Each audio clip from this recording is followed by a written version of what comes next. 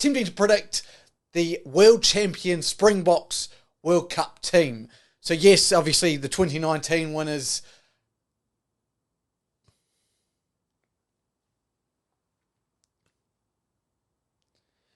Welcome back to the Sports Booth YouTube channel. My name is Luke, and today we are looking into predicting the world champions.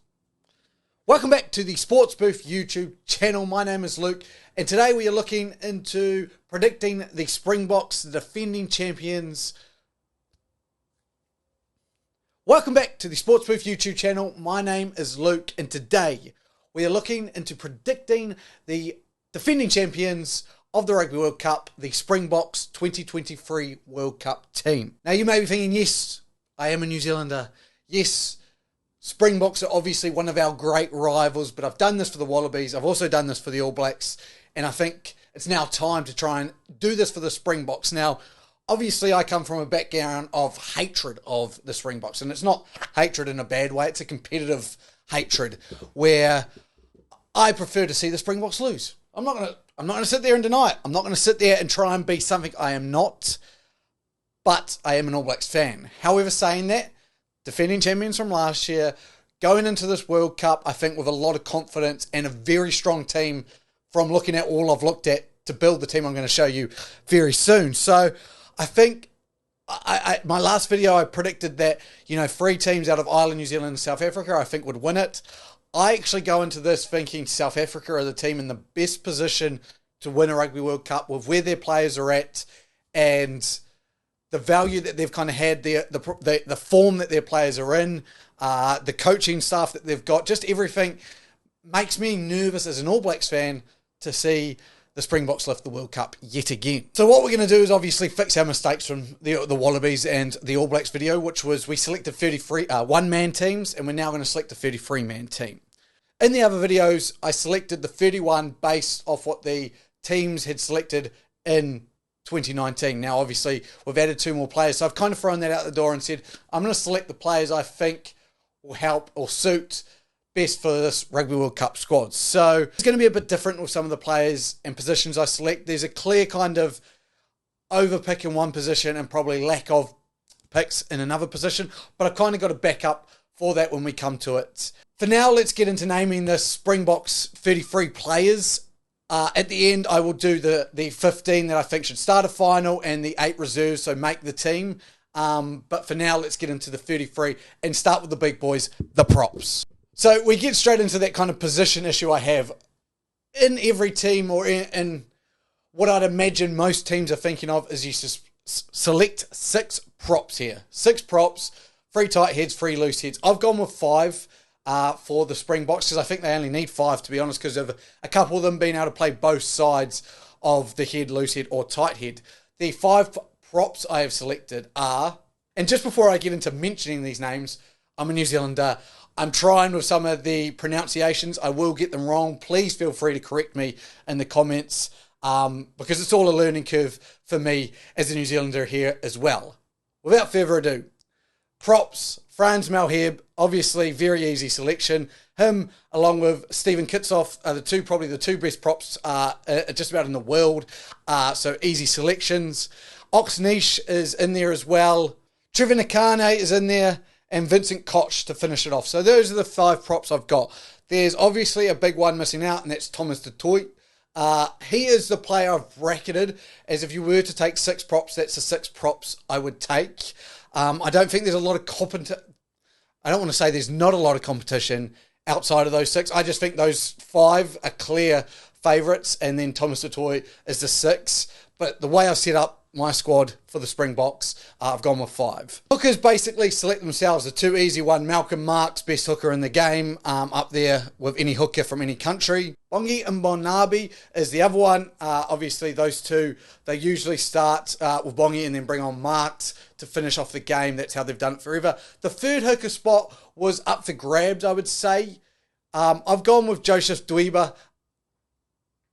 After this season, he hasn't had a great international career with the Rugby Championship, especially last year. Had some issues around the line out. But for the Stormers this year has been fantastic. The only one I'd kind of potentially look into is Johan Grobela from the Bulls, who was fantastic last year for the Bulls before coming to a bit of an injury. And just hasn't quite captured the same form he had last year, whereas Dweba has, and I think deserves his spot as that third hooker. Into the locks, and this is a really interesting one because I think 3 of the locks select themselves. We've got obviously the Eben Etzebeth, Lou Diaga, and then I've gone Franco Mustert.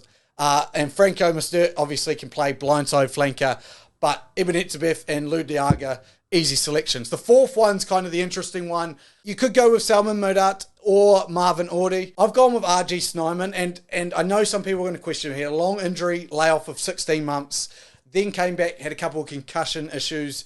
I still think the fact that you've got 3 really, really solid locks, I think you take a risk on a player of his skill set and the aggression and ability he brings to the team. I think it'd be great in and around the environment. Now the big talking point, the back row, or the Lucies as I call them as a New Zealander. This is where I've kind of had some real issues. I've selected 7, and I know that's a lot to select when you're only going to be probably playing 4 in a game at a time. You've got 3 sitting in your reserve spots, that leaves you with a 30-man squad after that. So it is a lot. However, if Sia Kolesi is not ready, obviously coming back from injury, that's one that would switch out. I think you'd take the other 6 and bring Thomas du Toit. If he is back from injury, I still bring him because I think what their Springboks are really going to be focusing on, obviously, hopefully he can come in towards the end of the tournament like 100%. So I imagine if there's even a chance of having your captain there at 100% at the end of the World Cup, you select him. It's imagine leaving him out and say the World Cup final rolls around, and even if he could be at 90-95%, you'd want him in your team. So I see them selecting him as long as he's got a chance to be able to play in that World Cup final or be in that squad. So yeah, I see them selecting him for that. If you were to take the extra prop and Kolesi was coming, I am going to switch out Evan Roos, and I know people are going to be questioning my decisions here, but let's get into it. So we've got Peter Steph du Toit, obviously not going to be left out. Dean Fury from the Stormers has been having a fantastic season. I know can play hooker as well, so it gives him a little bit of an add-on. Then you've got the Evan Roos and Jasper Wiese, are the 2 kind of number 8 selections to go there. Quagga Smith, I think, has to be there for his versatility. And then my big one is Duhan Vermeulen, where I think I'm a big believer that he's still one of the best players in rugby, and to leave him out of this World Cup, I think would be silly. As an All Blacks fan, go ahead, do it. I just think he needs to be in this World Cup, Vermeulen. I think he deserves it. I think he's still playing well enough for Ulster at the level he's playing at. So I'm taking him no matter what, and that's my opinion. I get it. I've seen a lot of teams that have left him out. I just don't think you can. So in the end, I've gone with, obviously, Peter Steph du Toit, Fury, Roos, Wiese, Smith, Kolesi, and Vermeulen. So I'd love to know more people's opinion on that. I've taken 7, but there's definitely room for discussion there. From here, I don't think I'm going to make a lot of people angry or disappointed in the backs I select. There's been some really good players playing in the half-back position or scrum half, so we'll move on to them now, that you could select. But I've gone with Faf de Klerk, Jaden Hendricks, and Cobus Reinach. And I know I've butchered that one, but yeah, those 3 are the scrum halves. They've been it for a while. There are some really good players. Grant Williams, one that comes to mind for the Sharks, playing really well as well. But I really like what Hendricks has done, and Faf de Klerk's a class above his own. So yeah, there's no real push there. It's the same for the fly halves. I've gone with, obviously, Andre Pollard, class 5, first 5. Probably the best fly half, first 5, whatever you want to call it, in the world on his day, up there with the best of likes of Moanga, Barrett, Sexton, and all the other great first 5 fly halves in the world at the moment. The backup, I've gone with Manny Libbok from the Stormers. He's played himself into this, there's no doubt about it. You've had Alton Yancey's obviously has been the backup fly half for so long. However, I just think Libbok has played so well for the Stormers.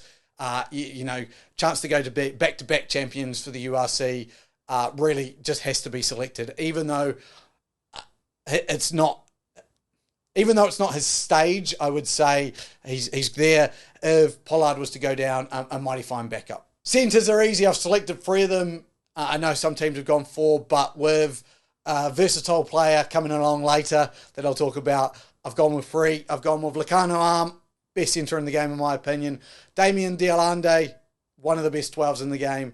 And then Jesse Creel, very versatile player as well, as we'll see later. 4 wingers have been selected, and I've gone with, I think, the 4 best wingers there. Kanan Moody, easy. Cheslin Kobe, no, not even a discussion needed. And then the same with these last 2. Kirtley Ardenis and Makazole Mampipi, just easy 4 to select. You know, you've got Kobe and Kirtley, and you just those 2 were stars last year. Cheslin's been a star for so long, and Kirtley really stood out last year and pushed for his spot. So I can't see those 4 not making it.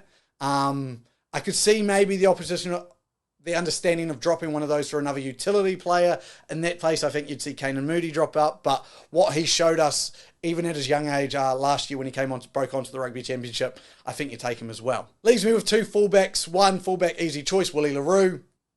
We don't have to talk much about him. The other one's just the ultimate utility, Damien Willemese. This is why we don't need to take 3 fly halves, because you can play him at fly half if need be. You can play him at fullback. You can play him at centre. God damn it, he could probably even play on the damn wing. Willemese has impressed me so much the past 2 years with what he's done.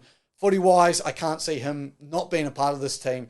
And I actually think he's so important. When we get to our starting team, you'll see why. So there's the 33 players I've selected. However, let's move into, if I'm picking a team for a Rugby World Cup final, who am I selecting?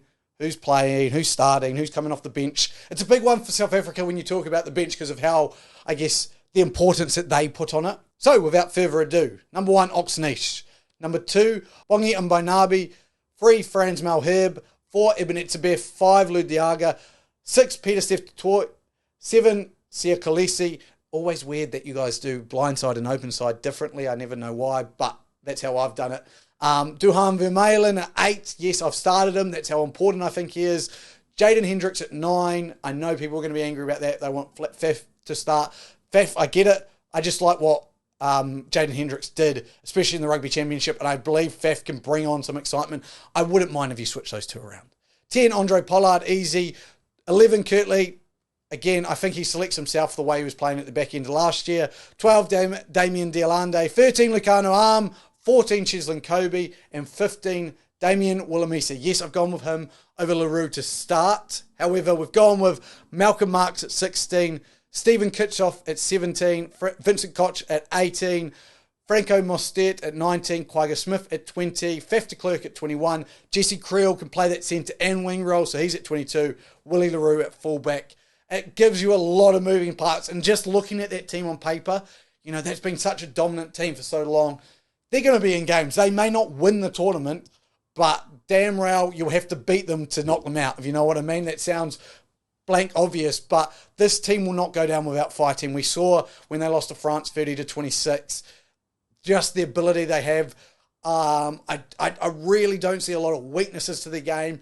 Me and Hughesy speak about it a lot on the podcast. If they play Springbok ball, this team's unbeatable. And what do I mean by Springbok ball?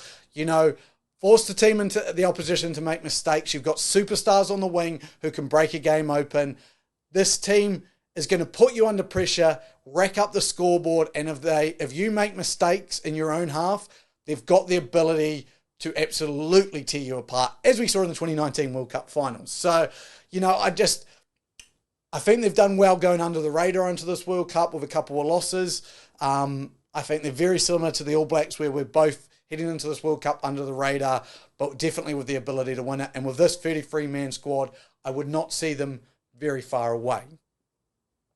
So that is my prediction for the Rugby World Cup squad for the Springboks. Yes, I know 7 back rowers, it's a lot. They probably won't do that. However, if they do, I'm a mind reader. I'm a genius. I don't know. I'm a footy specialist. So if you enjoyed this video, please feel free to subscribe. Please comment about what you would do differently to the Springboks team. I love hearing about it. Love that the World Cup's this year and can't wait to get to the World Cup and see how these teams perform. For now, thank you for joining me. I've been Luke from the Sports Booth. We'll see you later.